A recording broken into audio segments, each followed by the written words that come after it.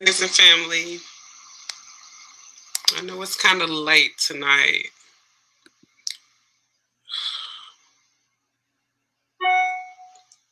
I just got shook a second ago.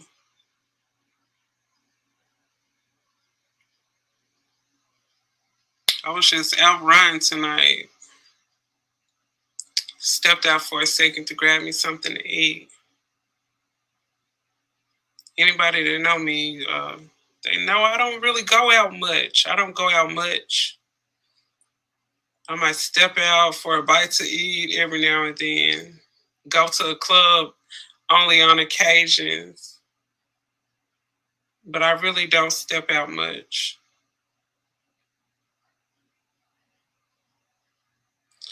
I was out and decided to go to this food truck to get something to eat over off of Cantrell. And by the time I left from getting my food, I stopped and grabbed a soda. And I was on my way, just driving down Cantrell close to Kroger. I think it's like off of Polk Street. I ended up I passed up the Kroger and I went down a little bit at the stoplight. By the time I got when I ended up passing Kroger, there was a car behind me. It didn't look familiar at all, but I do know the tail lights were out. Like this guy had no brake lights on his car. Once I once I got to the corner where Arvis Bank is and where Cantrell is, there's like a left turning lane where it turns into University, like where you pass up Evergreen and Pulaski Heights. So I ended up turning in that turning lane. When I turned into that turning lane and I turned, I seen the guy speeding up behind me and he made a turn really, really fast as well. When I got to the stoplight, he pulled up beside me. I looked over and I just act like I didn't see him. So I continued to drive. So I ended up driving past where the mall is, where McDonald's is across the street, and he's still trailing me so close. The front of his car was almost basically touching my bumper. At this point, I was scared. I was completely scared.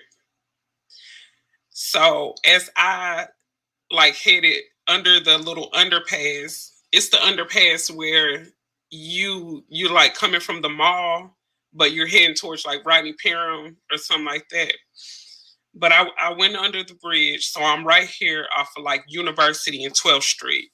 I know everyone that's from Little Rock familiar with that little four-way, the little four-way stop where I think it's the CVS right there on the corner.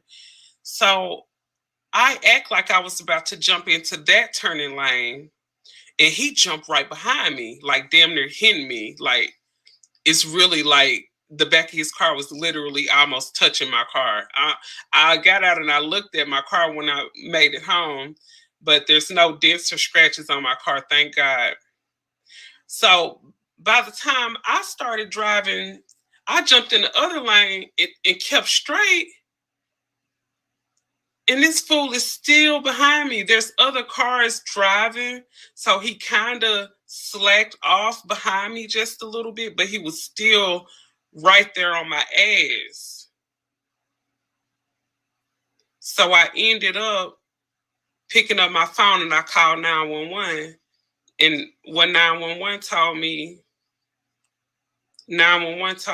to go to my nearest police department. And I told them that the nearest police department is like off of 12th Street. So I'm like, I'm not trying to ride through the neighborhood part because I at this point I'm not feeling safe at all. So I ended up keeping straight, drove past Little Caesars. I got into the left turning lane, like right there when you going like towards the Sandpiper, not the Sandpiper, right there where you're basically going down Asher. And I go down Asher, and right there where that little car wash was supposed to be, there was a police right there. I was like, thank God. But before we pulled in right there, and I had to stop at that stoplight, this fool literally was trying to run me off the road. He was like cussing at me. I don't know who this guy was. My car was nowhere near his. When I ended up seeing the police, I pulled directly into the parking lot where the police was. And I'm like, this fool right here trying to run me off the road. And this crazy guy jumped out of the car and started yelling at the police. And he's sitting there lying to the police, talking about, I almost ran him off the road or I cut him off. He was telling the police something, but I'm like, how could I cut you off and you've been following me? You've been behind me. There was never once where I jumped in front of you, besides when I was trying to run from you, because I seen you were following me. And don't ever, if you think somebody following you, don't ever go home. You don't ever go home. And one thing that I do know, you never sit up and argue with a stranger because people are crazy.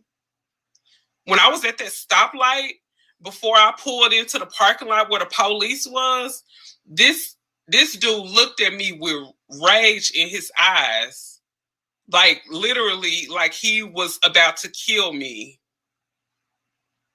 I don't know who this guy is. I don't know if he was on some type of narcotics or what kind of drugs he's on, if he got some kind of mental problem. I don't know. But I do know this.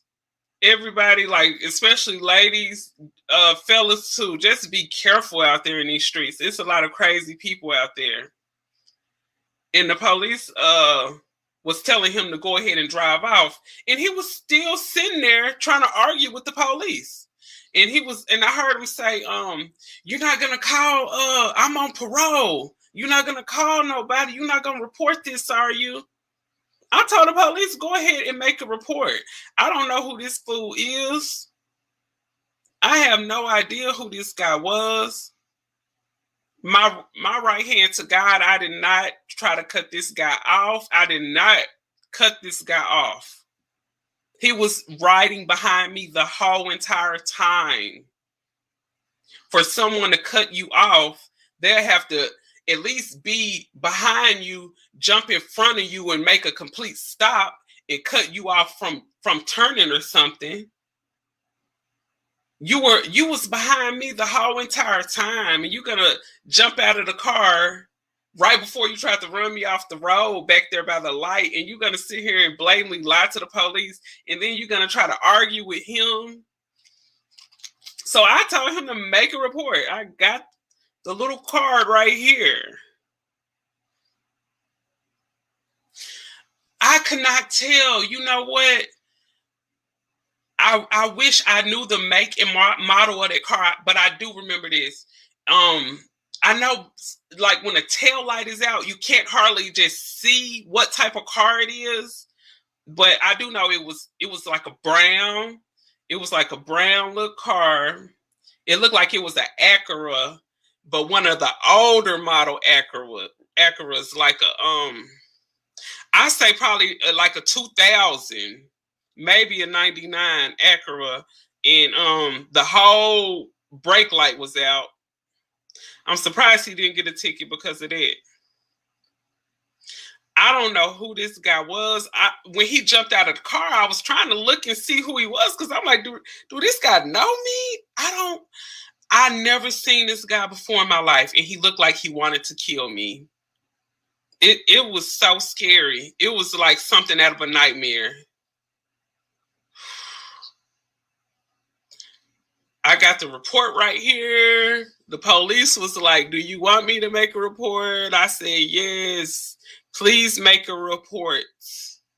And he told me I can pick the report up in a few days or whatever, and it costs $10. I paid it $10 because I might have to go and get like a restraining order put on somebody I don't even know. I don't know if they'll let me put it on them, but I don't know. I don't know this fool. I never seen him before in my life, but people just be careful out there. It's some crazy, crazy fools out here. Some crazy fools out here. Well, I'm gonna try to give me some rest and lay down. I'm off work tomorrow. I just need to get some rest and just relax.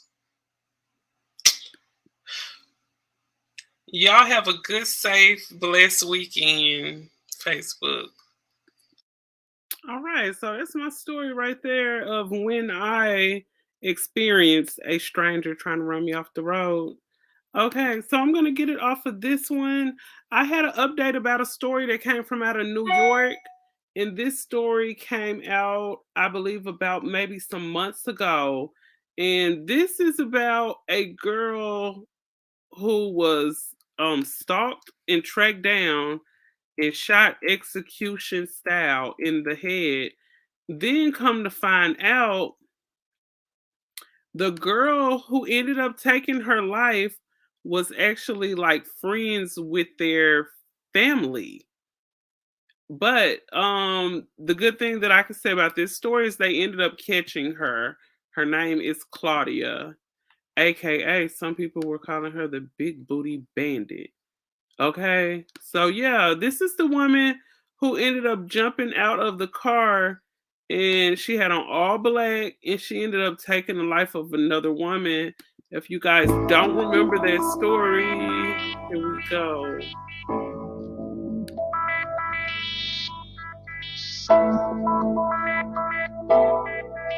Okay, so let's see if I can stop this. Hold on. Let me go back here. Okay. Okay, so here it says that her name is Claudia Benton. She's 42. She was arrested in Jacksonville by the U.S. Marshal Service. That was the fugitive task. So she was arrested by the marshals. So they ended up catching her. If you guys remember, I'm pretty sure you did. I I can't recall doing a story on this, but I do remember when it happened. Everyone was talking about it. So yeah, this is the woman from out of New York who they ended up catching. She's the one who did it. And check this out, just to refresh your memory.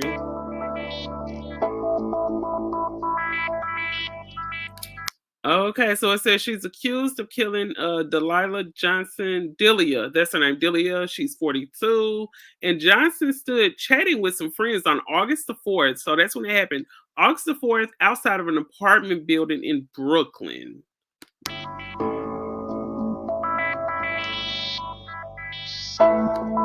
Okay, so the shooting was captured on a nearby surveillance camera. Thank God for those cameras out there because they probably would have never caught her. So here you have her jumping out of the car and walking up to this woman. She was wearing all black and she proceeded to shoot her right there.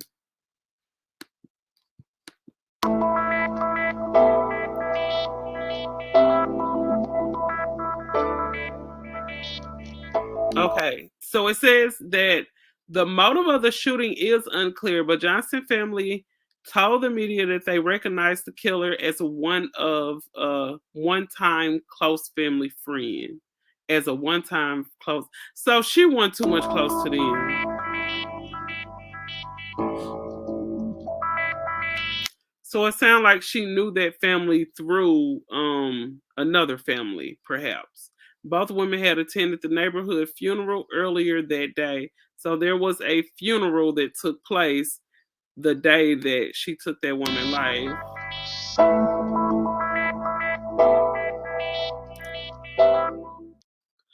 Okay, so yeah, they ended up catching her. Thank God.